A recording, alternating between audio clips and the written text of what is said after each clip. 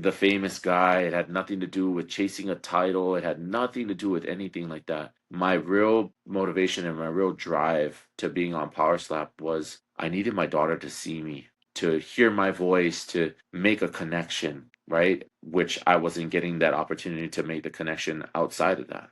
And that was reality for me, is that that's all I wanted. All I wanted was to have my daughter back in my life. What's up, everybody, and welcome back to the Front Porch Chronicles. Today's guest is someone I've been looking forward to have on for a while. Most people know him as the Hawaiian Assassin from Power Slap. They see the thunderous slaps, the knockouts, but I've been fortunate enough to meet Pono outside of all of that. And what stood out for me wasn't just his toughness, but it was his heart, his faith, the way he treats people, and the way he shows up for his family. Ladies and gentlemen, welcome Pono Pau to the Front Porch. Thank you, bro, for coming on. Thank you, brother. Thank you for having me. Yeah. Been a long time coming. I was glad to get you on. When you think back to your childhood, what memory comes out to you first? Family, just being around my brothers and sisters majority of my life, and them always. My mom used to be she's a very hard worker, so she would always be going, and she used to work park and recreations. And even with my brother and my sister, even as much as school was very important, I think I came first just because I was the baby of the group, right? So sometimes they would have to Yeah. stay home, watch me. Hey, you know what? You have to take care of Pono today. But I've realized, going along the way, that my sister and my brother were more like my mom and my dad in my family, right? Always staying home, watching after me. Oh, he needs to eat. Go and feed him. You gotta take him, go do stuff. So it's always been where people are always around me growing up. Speaking of young Pono, how was young Pono? And you know what? We mentioned this the last time when we were trying to get this going, right, with the pod, and Yeah. and I had a little bit of time to think about it, right? And the 12-year-old Pono, I mean, really outgoing.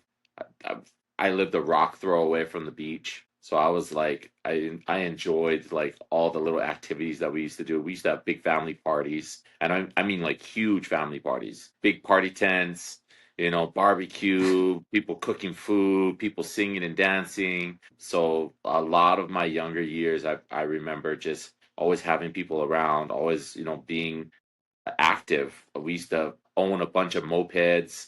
We lived in an area where there was a giant open grass area, so we would ride the mopeds all around. Trampolines. Dude, my mom was always the person to like keep us happy, keep us active, keep us doing stuff. So I mean, no matter what, I think I was the very first kid. I mean, in that my age, right, with my own jungle gym. I used to have a jungle gym at my house. So it was like the kick it place, right? All the kids would come over and we would have wrestling matches. Back then we were really big on like WF and WCW, and we'd have wrestling matches at the house, and all the kids would come over and we'd have fun, all the kids from my school. So I mean, very, very family oriented, a lot of things going on all the time. And we lived right next to the beach. I'd wake up in the morning, you could literally walk to the beach line, so it was an exciting, childhood, be able to experience That's that one and of the living things in. that that's one Go of the ahead. things I love about the Hawaiian culture. Like they're so family oriented. Hmm. You know, back then, what did you dream of becoming? A surfer. Like my first like initial right connection was to the water. Yeah, Just being, yeah. having the beach right at your feet. So I wanted to become a pro surfer, pro bodyboarder. I didn't have any like your general police officer, a doctor. It was very based on the culture itself. And even at those times, I really didn't have aspirations of being something like completely out there and different, but things that already were placed in my environment.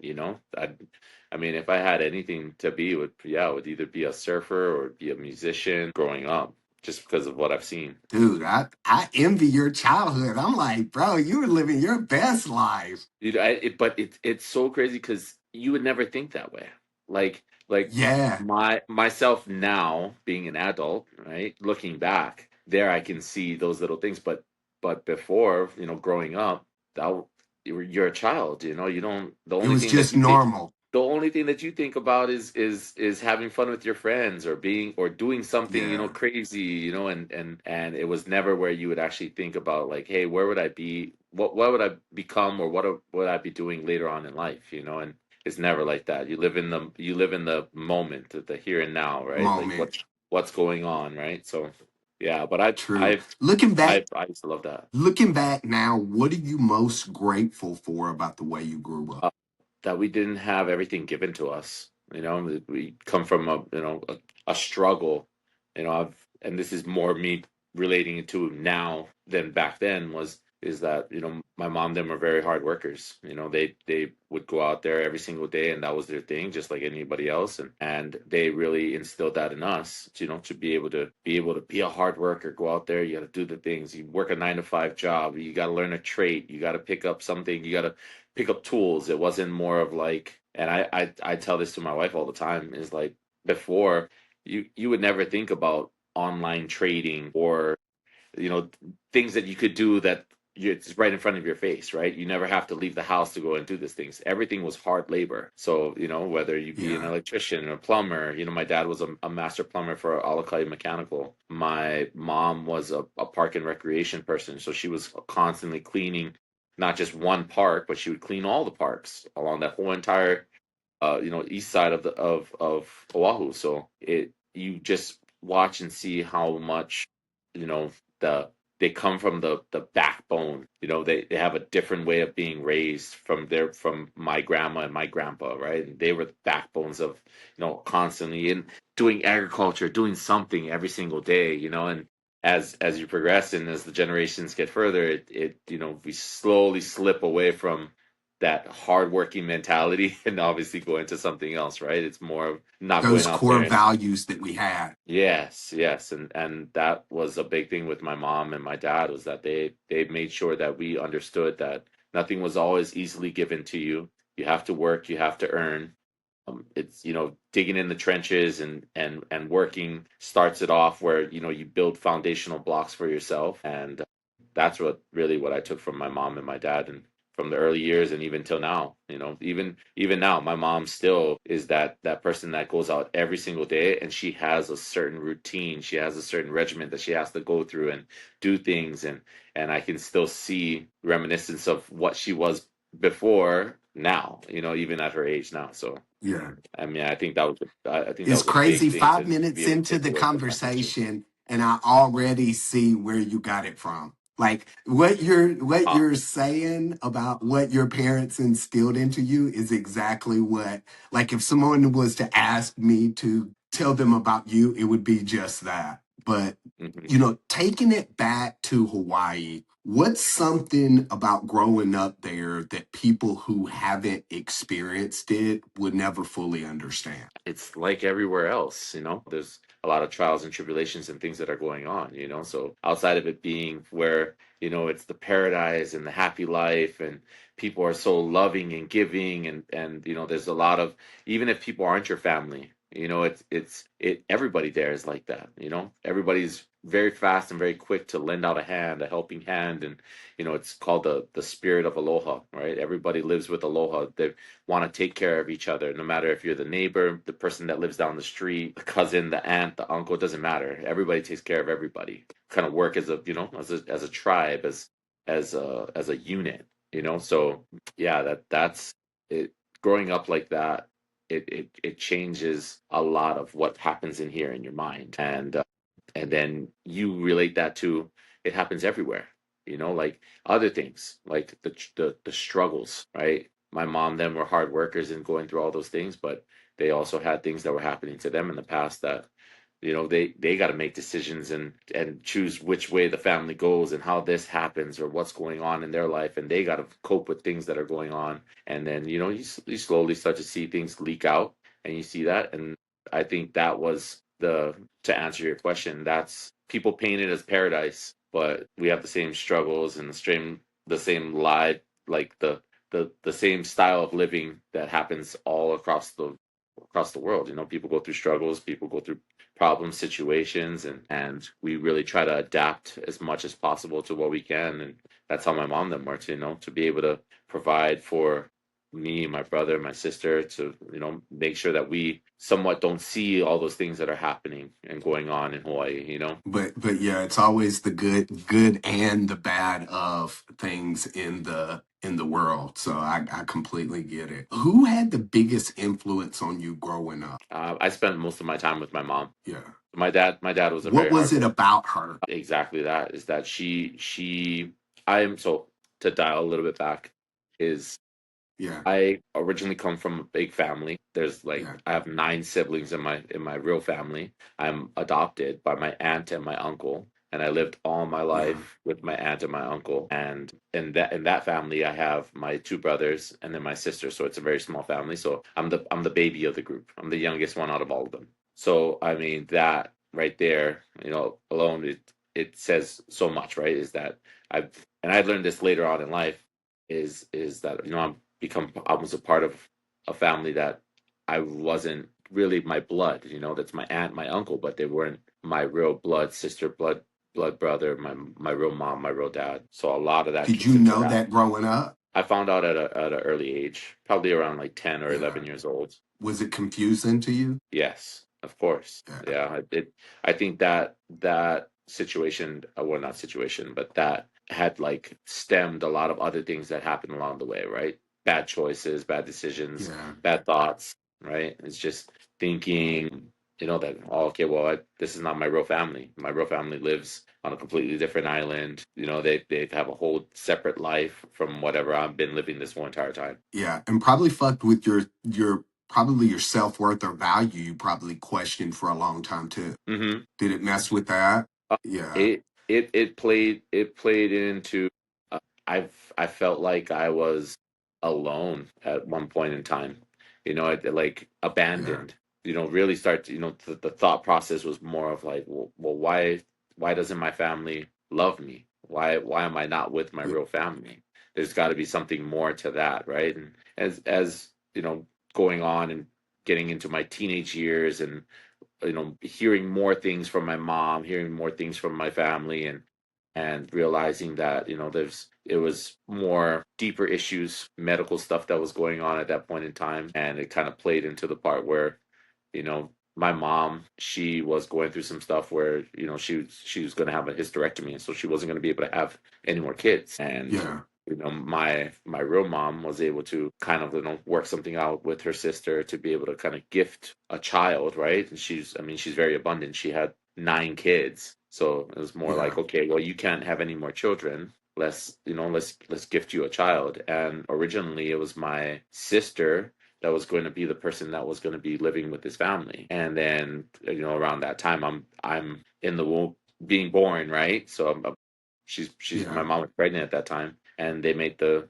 decision to be like, hey, you know what, this is the child that's probably going to end up going with you. And it's different, man, when you think about like that, right? Like I was saying, I felt abandoned, felt like I was given away, right? And Yeah. realizing that there was so much things that were going underneath of that just original thought, what was happening during that time with the family, with them, 2 different families living 2 different lives. So something's Yeah. going on with my original blood family, and they're going through their situations and their spins and everything else. This family is going through a lot of things, and a lot of things are happening, and my mom finds out that she can't have any more kids, and it just plays a spin. So in a way, I looked at it, it was like, oh, okay, well, it was just kind of my mom, being that bigger sister, and being like, hey, you know what, this is something that it's a gift. I'm still able to Yeah. have kids, and I'm still able to be able to do this for you, and luckily that's how I came about, and that's how I started getting raised up, and my life takes the turn, right? So yeah, if it wasn't for my mom and my sister kind of coming to that point where they realized that like this is going to be a good thing for myself, for her, and for everything else, then it probably would have never been. How fucking cool is it to you to go from thinking like, damn, I was abandoned or rejected to like I was a gift? That had to feel good to you to finally hear the whole story to kind of be like, okay, now I can have some sort of resolution in my mind. Yeah, I mean, but it took a while. Like, I mean, this Yeah. didn't happen in the very beginning stages of my life. Overnight. this it didn't happen in my teenage years. It was very far after. Like I'm Yeah. 26, 27, 28 years old. I've already lived majority of my life. I've at this point in time I have a daughter that's 18 years old now. So I've had her Yeah. when I was very young at like 19 or 20. So think about how everything spins, right, Clint? Is like, okay, well, I haven't even gotten to know who I am as a person or what I'm doing as a person, and now I've now brought in another life and created a family, and now I don't even have the answers for some of the things that was going on with me with the feeling of and it's so crazy because like in the Hawaiian culture, and it might be like this in other cultures as well, is that things just get put aside and like they don't, there's no real answer direct. Like, hey, this is how you're Yeah. feeling. This is like the real breakdown of a lot of the things that are going on in your life, and I never had that. My mom was always like, as much as she was very like outgoing and telling us about what was happening, it was still something that was kept behind closed doors. So living with that all the way till my 20s, and then now bringing in another life, my daughter, and then being able to try to teach her something that, as much as I know about the family roots and how we were like the way we were, being able to explain to her how to, to me as a dad trying to tell my daughter how a family really operates was just so different for me because I've in my mind, I'm thinking, well, I had this experience where I wasn't with my real family. I And you were lived, trying to figure it out yourself. and I was trying to figure out exactly who I was. So those Yeah. things, it played a toll on how my life, progressed as now not being with my mom and my dad, and now having my own relationship and my own family to take care of and doing things. And how do I explain this to another person? Right? Or how do I even have that same conversation with Yeah. somebody else, not even knowing the answers from previous, right? So it was Yeah. it was rough. It was it was Kudos it to was you tough. though, whether it's in your teens or in your 20s. Kudos to you for having the self-awareness to work on that, to heal from that, to be able to pass down to your kids now that good vibe and that good energy from that place, because a lot of people never really heal from it. They keep those things inside, and what they do is they pass that down to their kids in Mhm. negative forms and ways. So kudos to you for actually talking about it and having the guts to heal from it, to get rid of passing that down.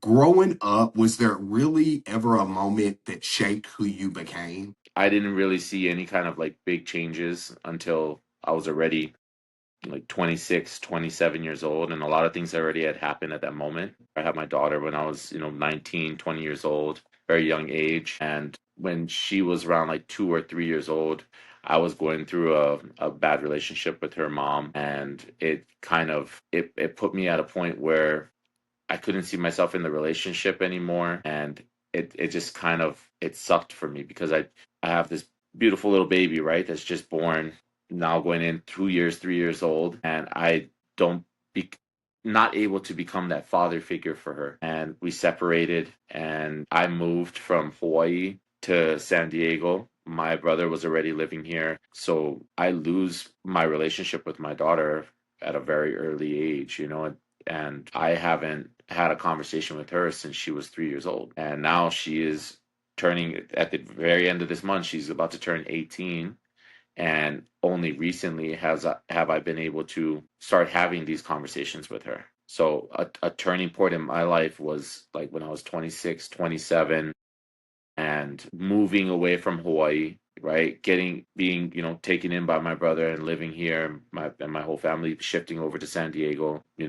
I lost my relationship with my daughter, and as much as I tried to bring her back in my life or trying to get, back in contact with her, for all the right reasons, my ex kept her away. It's just because at that moment in time in life, I was very chaotic and things were going crazy, and I made bad choices and doing things that shouldn't have been done at that moment in time. So Yeah. when I moved here to San Diego and I moved here to California, that ultimately took a different turn. Now it wasn't to say that the shift and the move immediately helped me per se, right? Because in the very beginning when I moved here, all I wanted to do was just move back. Like, oh, I just Yeah. want to go back to Hawaii and I want to try to do this all over again. I mean, I've probably only been here 6 months, and I was like, man, I just gotta, we have that in us as humans, right? We gotta go back to trying to get to where how do we fix What's that? comfortable? How do we fix what's comfortable? How do I fix whatever I had,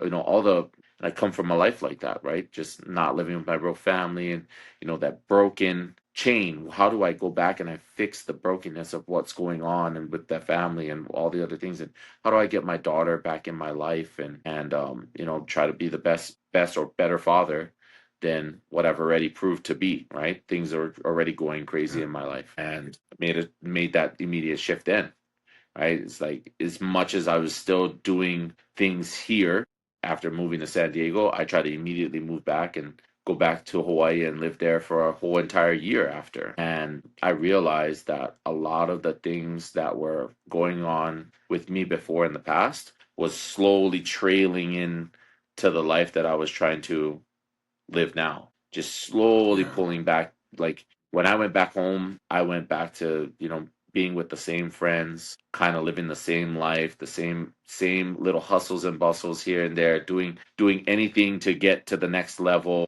Oh man, okay, my friends got this hustle that's going on. Let me jump on that hustle. Let me do something there to try to, make it good for myself. And failures at every corner, at every door that you go to, and then realizing that, man, my mom, my dad, my brother was really trying to get me out of that hole that I was stuck in, always making these constant choices to go back to the crazy life to try to make it better for myself, realizing that I didn't need to live that kind of lifestyle anymore. And I made the shift. I went back home and realized how it was just the same and things didn't really change. And now living here, and it's crazy because I lived in California for only 6 months. That 6 months being here changed my thought process of how things really move and operate. So now, living in the mainland, things speed up.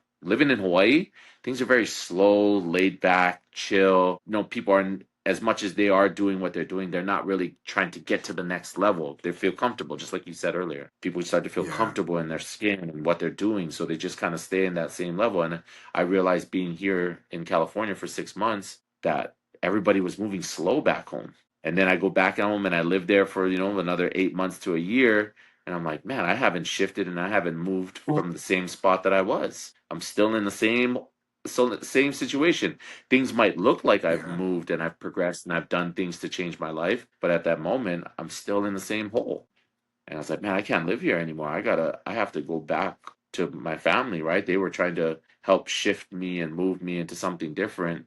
And, going through the situation with my daughter and, having that relationship with my ex and not having the relationship with my daughter at that moment in time.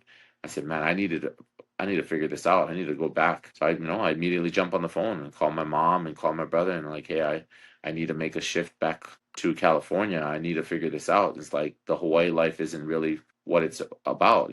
I fell into the same potholes and the same problems and the same situations all over again.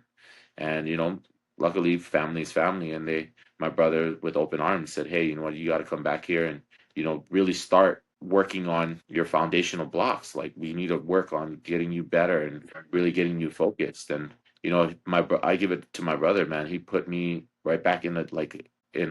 He gave me a routine and a regimen. He started to show me like, hey, you know what, bro? You got to wake up in the morning. You got to be ready for life. You got to go to the gym. You got to get active. You got to work out. Let's work out together. And became, my role model, right? My almost like my father in a sense, right? He's like just teaching me how to do all these other things. And I'm lucky that I have my mom and my dad still in my life, and my father is still present in my life. But he was always just a hard worker.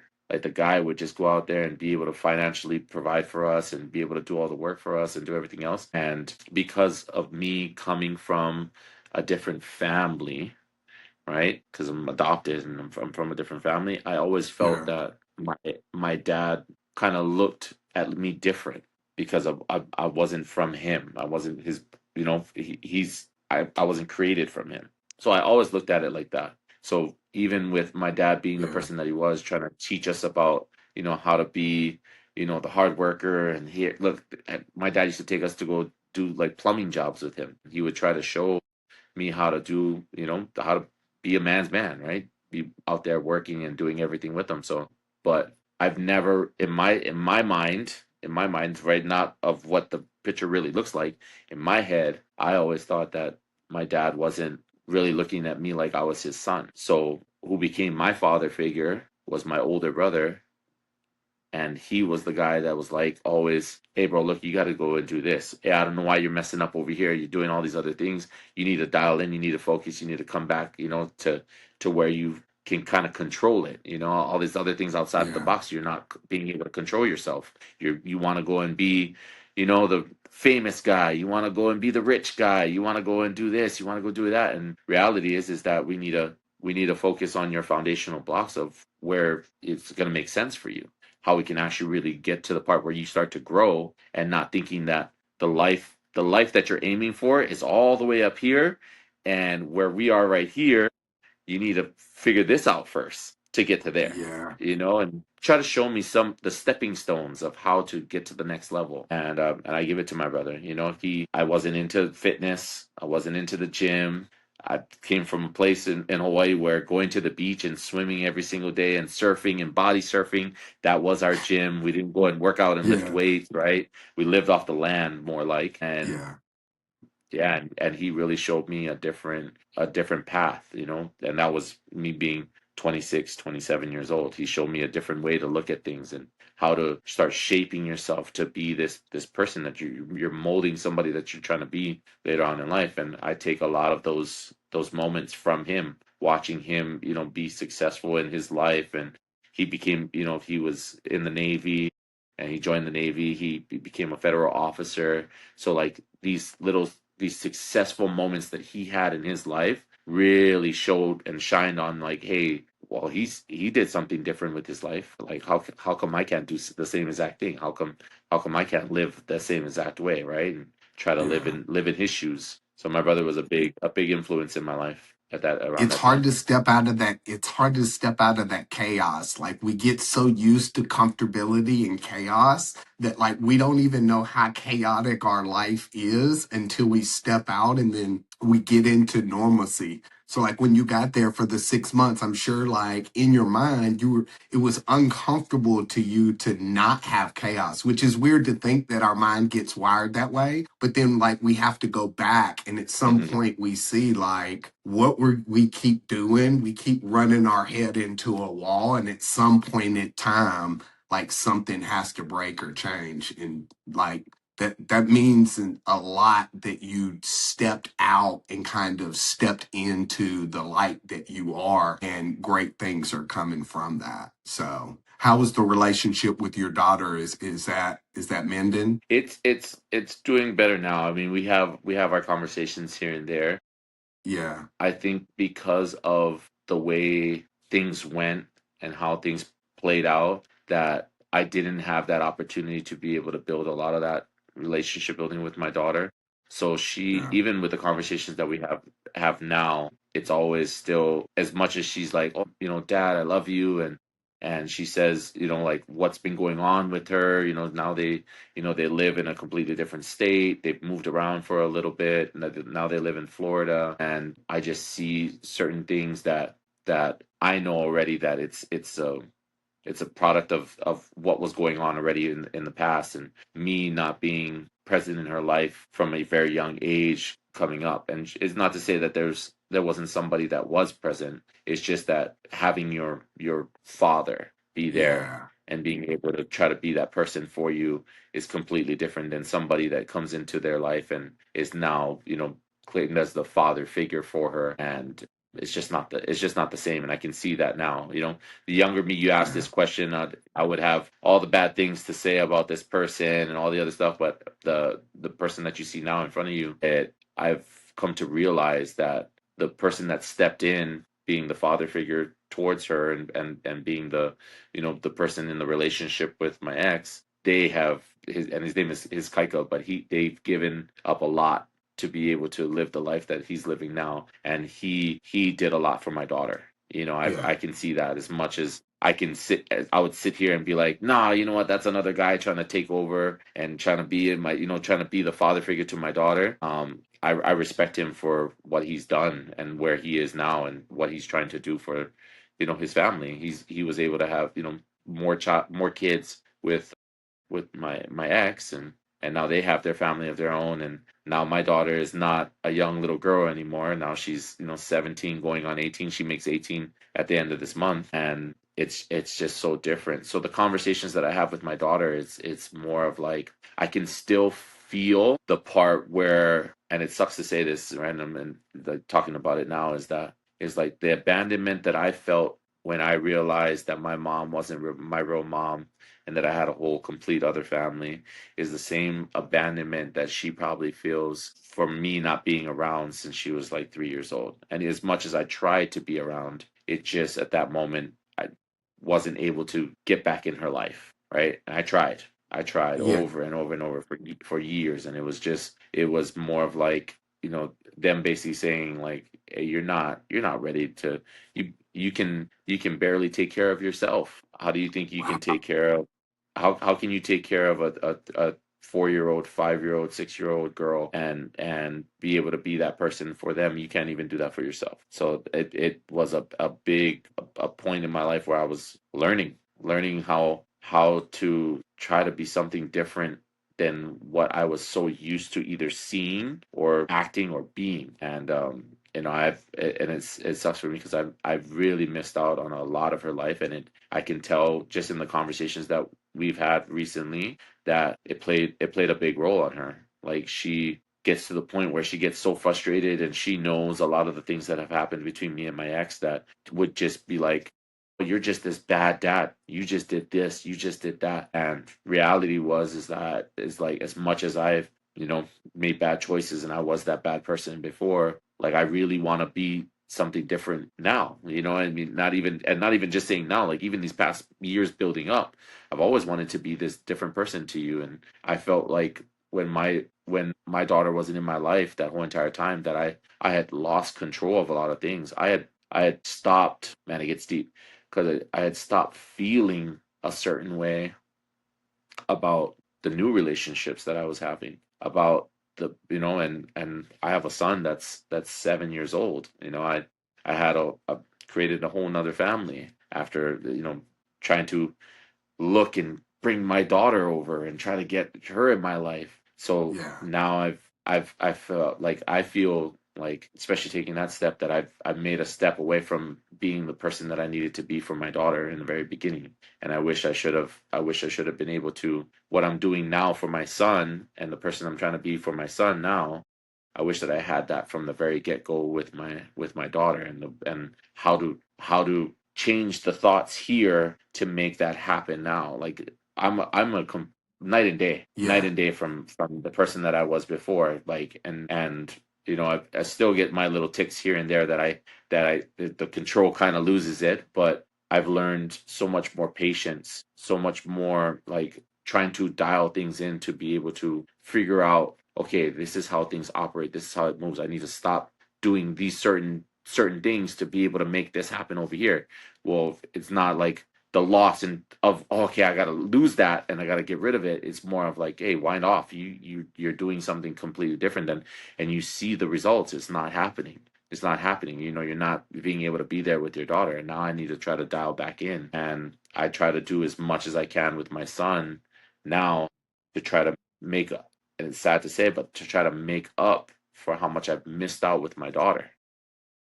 And she's gonna be a grown, she's 18 years old now. So now it's like, how do I jump back into an 18-year-old and a female at that, back into her life, and try to be something different with her already seeing the way things were, living a completely different life, and not being around me to be able to understand who I am, and really focus on become a father figure, and how can I sit here and say I can be a father figure to her now. You know, it's just What you it's what you do, so what you do, bro, is this. First of all, you have the self-awareness and you even stepping up and being a fucking man and saying, "Hey, I fucked up. I want to be here." That's fucking powerful. That's more powerful of a knockout than you'll ever fucking have. So number one, give yourself credit for that. But number two is take that feeling that you had whenever you found out. Take those teenage years that you knew what you felt like whenever you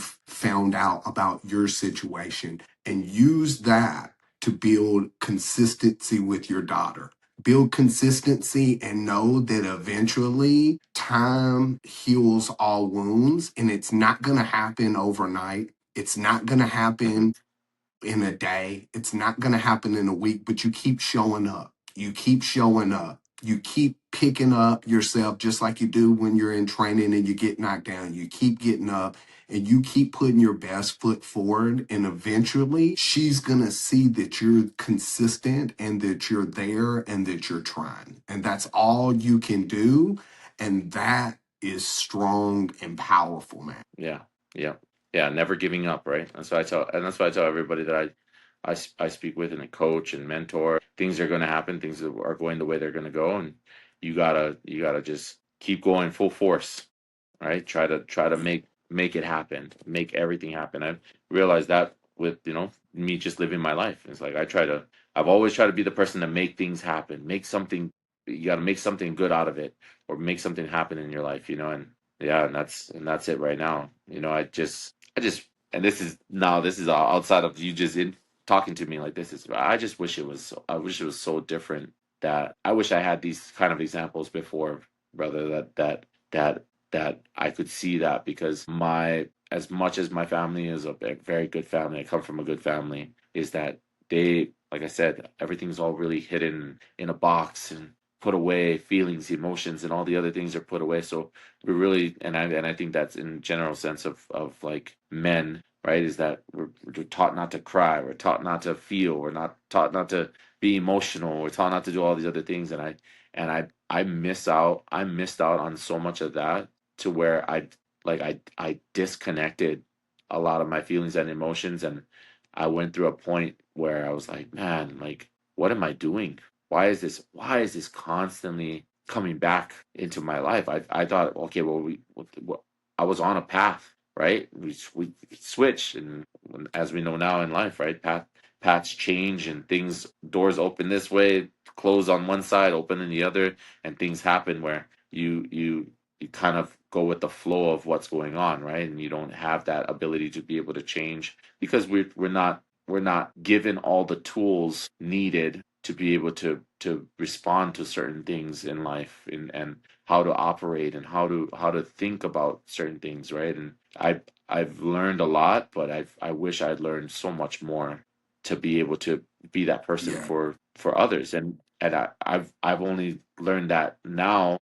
But when I've even joined Power Slap, and this is not, I know that's not what Yeah. we came here to talk about. We came to talk about this, but even when I even joined Power Slap was like my open door. Like, it really did something different in a bunch of ways. In a bunch of ways, Yeah. it showed me that the person that I always dreamed and I always wished of trying to be, or so, figuring out your career in life. And not to say that Power Slap is my career, but Yeah. figuring out where the end point is of where I can take myself to the next level, to the next level, to the next level. Power Slap had opened up that door. Just Yeah. me being being able to be in a company and be in something that was right out there. So with my daughter, I realized really quick that I just didn't have a direct connection with her. Like, that was my probably the hardest thing, is that, every call that I would make, every person that I would talk to, they shut the door. I wouldn't be able to talk to her. I wouldn't be able to see her. I wouldn't be able to do all these other things. And I said, man, how am I going to be able to get back in front of my daughter, to be able to tell her how much I love her and I miss her, and I've dad's been just trying to do all these things to be able to come back in your life and be this, somewhat perfect dad in your life and be there with you. And Power Slap really opened that door, brother, because it gave me the opportunity to be on a TV show that people were going to see me. And I realized that because I didn't have the connection, because I couldn't pick up the phone and call, because I couldn't do all these things, that sooner or later, me putting myself in this position, it had nothing to do, and I tell everybody now, it had nothing to do with being the famous guy. It had nothing to do with chasing a title. It had nothing to do with anything like that. My real motivation and my real drive to being on Power Slap was I needed my daughter to see me. I needed her to see me, to hear my voice, to make a connection, right? Which I wasn't getting that opportunity to make the connection outside of that. And that was was reality for me, is that that's all I wanted. All I wanted was to have my daughter back in my life. And even with my son now, like even my wife, when I talk to my wife, and this is before, she could see it already, that a lot of the things Yeah. that I was doing, I was taking away from my son, my baby boy, growing up in his life, by trying to make things happen this way for my daughter, right? And like, oh, okay, I just wanted my daughter back in my life, and I just wanted to pull her back in. It's like I feel like I missed out on something, that I messed it up. Something had happened back here, and I try to fix that as much as I possibly can. And as I'm doing this, I started to take away from my son being right there, right in front of me. Something that was right in front of me, present. I can nurture, I can take care of, I can do stuff. All my feelings went back into really trying to build the relationship that I didn't have from before. And, it took away from all those things. And now I'm trying to find the balance of being able to, Yeah. be there for everybody, in a sense, be there for my daughter, be there for my son, be there for my wife, be there for other people, and really be something completely different than what I was before, trying to just focus on one thing and fix this relationship over here, and then everything else would get better and everything else would do stuff. And reality wasn't true. And, fixing that relationship with my daughter is very important, and it's a big part of it. But fixing the relationship that I have with myself Yeah. was probably bigger than anything. Is that Yes. I couldn't be the person for my daughter because of all the things that I couldn't fix in myself. And I can't be the next person for my son because I constantly chase the person that I'm trying from before, right? And trying to be the man, I could just be this, and if I could just do this. And you know opening the door, Power Slap being that gateway. I After my first match, being on actual, like, live television, and that was Power Slap 10, and me going against Cooper Housley. I was able to get that connection back with my daughter because a friend from her school saw it through social media, and was like, "Hey, this guy is talking about this girl Sensi."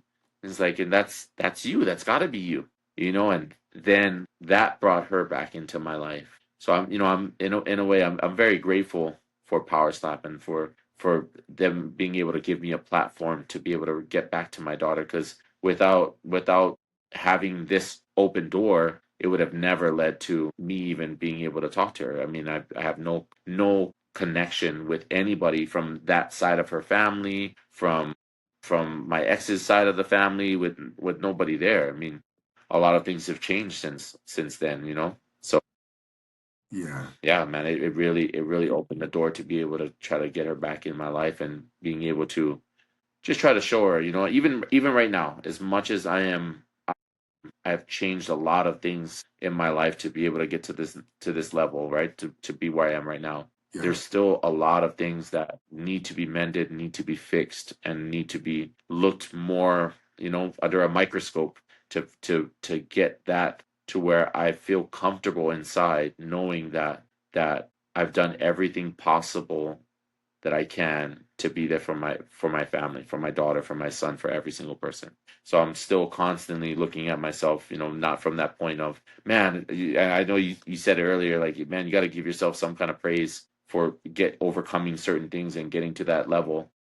But I always still keep that part where I keep myself down here, because I know already that there's so much things that I need to not fix, but more of, there's certain things that I need to attack, and certain things I need to do to be able to kill away at certain parts that I chose to live. I Yeah. made those choices to do those things, right? And being comfortable in my own skin to be able to say that hey man, you know, like those things have to go away. You need to start changing those things to be able to be present for everybody else, or be present for your one, to love yourself, and one to be Yeah. present for the people that are right now currently in your life, right? Like I feel like I lost a lot of love for myself because of thinking that, you know, I made the bad choices and bad decisions that could never be fixed. And We now I all realize that, like, one of the things that one of the everything can reasons be that I fixed. really wanted to start this podcast, and one of the reasons I really wanted to have these conversations, is because I think you said something earlier about men and not being able to talk. Like, we don't talk about our feelings, we don't talk about our emotions, we don't talk about, and so we feel like that we carry all of this guilt, all of this shame, all of these, and it weighs on us. And what happens is, when we don't get them out, when we don't have somebody to confide in, we don't have somebody to talk to, it keeps holding us back, because the devil, just like God's on our shoulder, the devil's always waiting and lurking, because he's the one that wants us to feel like we're not worthy. He's the one that wants us to feel like we're not good enough, that we can't be good enough, that those shame and that regret should punish us.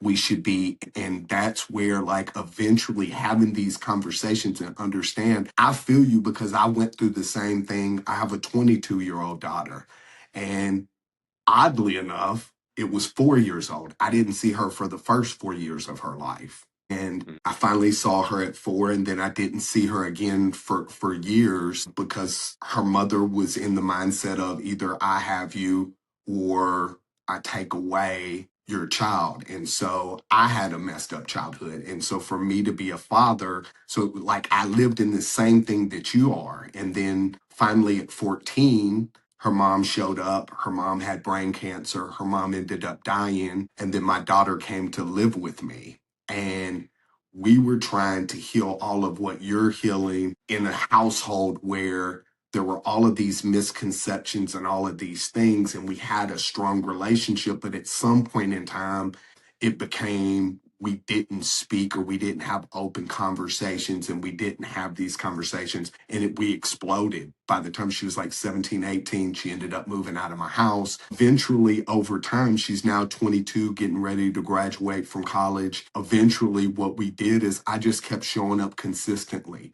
and I didn't want anything in return. I would just text her and say, look, hey, just wanted to let you know dad loves you. If you ever need anything, I'm here. Conversations, nothing. Hey, would love for you to come over for Christmas. If you don't want to come for Christmas, I understand. I just want you to know I love you. I got your gifts. I'll save them for you. So having these conversations allows us to not feel like we're carrying that burden alone, right? And that we don't have somebody that we can confide in and talk to. So I appreciate you coming on here and being open and honest and transparent. And for me, anything I can ever do, I'm always here for you. You know, I think we talked about power slap, and, you know, life is kind of the same. People celebrate the wins, but they don't always see what it costs. What do you celebrate today that Hmm. people have no idea what it cost you? I what do I celebrate today that people have no idea what it cost me? I really celebrate the relationship with my son now. I mean, it's something so different, and it started off not this way. You know, it was more of, like I said, trying to fix and try to mend certain things in my life, and find the fixes for a lot of the things, and it took away a lot of me being present in his earlier years. And now I celebrate it as much as I can, because like now the moments that I get with him, I know that I'm constantly shaping and molding his way in his life. And what I've realized is how much presence really plays a big difference. Being present in somebody's life, it has changed me so much to understand that, man, this is it's not so much of a job, right? It's a privilege. It's a privilege to me now, like, to be able to be around my son and watch him grow. And I laugh with him. I see how he acts. I see how he responds to certain things.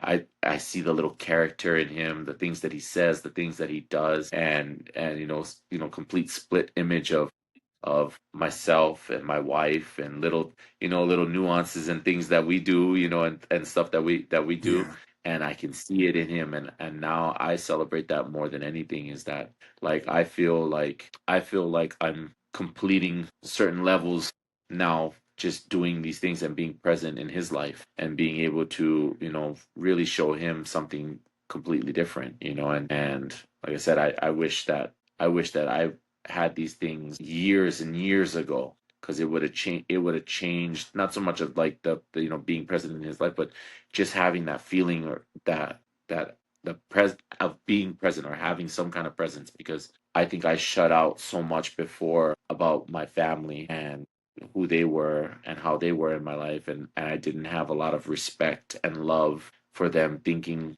because there was a lot of ups and downs and things that were happening, going on, that I never had that real love and respect. And now looking back, I respect my mom and my dad for how much they've done for us, and how much they've been in our lives at this point, how much they've been in our lives, and how much they've really just tried to be that person to help out. Like, before, you would ask me that question, is like, oh, you think like your family is present in your life and all this stuff? I'd be like, nah, man, like, no way. And it's like, dude, they were there, but they weren't really there. And now, being an adult, now looking at it and seeing my family being around, and like my mom and my dad, man, they were always the people to help the next person, to help, and in a way, be the nurturer, and the person for other people within the family, outside of the family, even a stranger. Man, I've had so Yeah. much experience with my mom that, like, she would stop randomly driving in the middle of the night on the road, and going back home, and somebody was broken down on the side of the road, and she'd be like, oh no, I gotta stop there, and I gotta help that person. And I'd be like, mom, what are you serious? It's like, it's the middle of the night, we're on a strip that has no lights, and like, you're gonna go stop and help this person in the car? And like, no, don't like, don't stop there. Don't do that. But it's, finding out that her heart's so big, like, Yeah. and now that's the part where I get to, be more like them, be more And like passed down. that. Yeah, and that's it's been passed down to me, because now, even as much as we try to think about ourselves, and we try to do the things for us to be able to get to the next level and do all these other things, is like, I play it on more of my heart than anything, because Yeah. I see, and maybe because I haven't had that before in the past, I can see how I could be something good for somebody else. I see the problems and the situations that something's going on there, and I'm like, man, I've been in that same situation. I've been in those shoes. I've felt that way. Well, how can I help that? How can I fix that? By just giving out, just sharing information, sharing things that have, where I've been, what I was going through, things that are happening, and I see it in you. Hey, this is, if you just do this, and this, it could change. It could change the way you feel, the way you operate, the way you think. And I love that now, being in my son's life, and being, not so much as not being in his life, but being present, being really present, like Yeah. being able to do stuff with him, and being able to watch him smile, and I mean, the good and the bad. We take the good and the bad, right? We watch him cry, and feel his sadness, and know what hurts him, what doesn't hurt him, what makes him better, what makes him stronger. Like, those things now. I celebrate that more than anything. It's like, because now I actually feel like that I'm being more present in his life, being more of a father to him, and really trying to do something different that I, either one, had not learned growing up, or two, I had not implemented in my life at any point in stage. Right, there was more of, a lot of my years have been very drenched in selfishness, and now, being at this point, I've made it, try to be a bigger. It's been a big transition to being more selfless. Now, not being all about myself, and all about what needs to happen for me to make me feel good, or make things happen for me, but also for others, and trying to come from that side of it has been different. It's been so different. We have it in ourselves. I feel a fight I mean, we have it in ourself, right? We have a battle that's going on every single day, right? It's always something happening in here, good and bad, Yeah. right? Anger, happiness, sadness. There's something always going on. So being able to put a name to it and recognize it and acknowledge it and know that there's something that there it can't there's something that can be done to be able to get that feeling, that emotion, the way that you are, to either go away or to be kind of like leveled out for a second, so that way you can realize what you're doing, be more patient. I've learned patience more than anything. It's like, and I wasn't like that. I wasn't like that at all. Things needed to happen quick, fast, and in a hurry. I needed to be done now. Things need to change now. I need that instant gratification, that instant moment to. It has to be done right now. If it's not done right now, it's probably not going to ever happen ever. And I realized that that's not how it works. That's not. This is not. That is Think about not how how many it people works. just from you being, think about how many people just from hearing your story right now and how open and candid you're being, how many people it's going to help. Like you have no idea like how many people reach out to me in like the DMs. Like that's why I love having these conversations. And I feel like our bond, like we've always had this kind of automatic bond, but like I feel like now it's forged in steel because I have so much, not that I didn't respect you before, but like knowing your story and knowing your struggle and knowing what you've been through and seeing what you've been through to get to where you are and the man that you are today makes me admire you that much more. Thank you, brother. Yeah, no problem. What's something you wish that more people understood before it's too late? We're not getting any younger, right? And as we progress in life, we got to be able to dial in and be able to understand that we need to be able to do all these things. I think that's what over time we lose. We lose the relationships that we have. We lose all the things that we're doing or constantly being involved with people and doing all that stuff. No, you have to be active and you have to be involved with other things going on and like getting yourself to understand that you're growing, right? Is that you got to be present in everything that you're doing, right? We don't you don't live in the future because you're just going to be really anxious. You don't live in the past because you're always going to have regrets, and you got to live in the here and now. There's no right and wrong answer when it comes to building yourself, right? You got to Yeah. go through the struggles. You got to go through some of these things that happen, the trials and errors, the trials and tribulations. Like you have to be able to go through all these things to be able to understand that it's not always going to be perfect. Life is not always going to be perfect, and you don't have a lot of time. You only got a short life on this earth to be able to create an impact for other people, and also to really be able to be proud of what you're doing in life. And it doesn't have to be the shiny clothes and the shiny cars and the clothes and the limelight and all the other things to be that person. You can do this without even having all of that. And it's because and I've It's and how I've you learned make that people from feel. I've learned that from brother. I've learned that from not living in Hawaii anymore. Like man, I tell myself Yeah. all the time, like, oh man, if I could go back right now and I would know how to live. And it's so crazy because before, if you asked me, like, oh man, you can see, no, I have aspirations of being this rich and famous guy and being, doing all these other stuff that like you look at people's lives and here's another one. Comparison is the thief of joy. Comparison is the thief of joy, man. I look at other people's lives and I'm like, man, I gotta be there. I gotta be like him.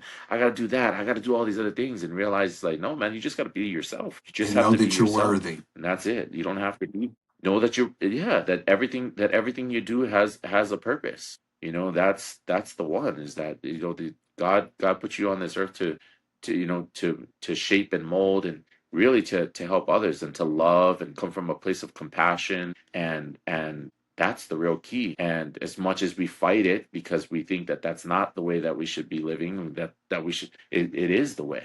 It is the way. Love him just like how you love yourself. You need to have 100%. that in your life. You need to be able to do all those things. So answering your question is that you only have a short period of time, man. So make the most out of it, whatever you can do. Every second count. Whether it's being successful in life, every second counts. Being successful in life, or being the best father or being present with the people that you already have around you. You have to do that because life is coming too quick.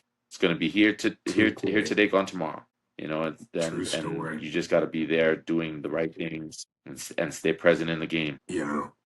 If your kids were sitting here 30 years from now talking about their dad, what would you smile to hear them say about you? That my dad loved me unconditionally. That he always tried to be Wow. there. That Wow. he wanted nothing. He wanted nothing more than for me to just be me, and I didn't have to be anything else. Go ahead, Clint. Reflecting. Brother, I want to appreciate you. I want to say I appreciate you coming on. Like I said at the beginning, most people know you as the Hawaiian Assassin, but I'm grateful enough to know the man behind all of that. Um, and I'm honestly glad that you were able to share and show up today and tell your story. I think your perspective and your heart is really going to help a lot of other people heal and be a better version of themselves. I'm always here for you. I appreciate you coming on, and I look forward to seeing you again soon. Thank you for coming on the front porch, Bob. All right, my brother. Thank Thank you, you. sir.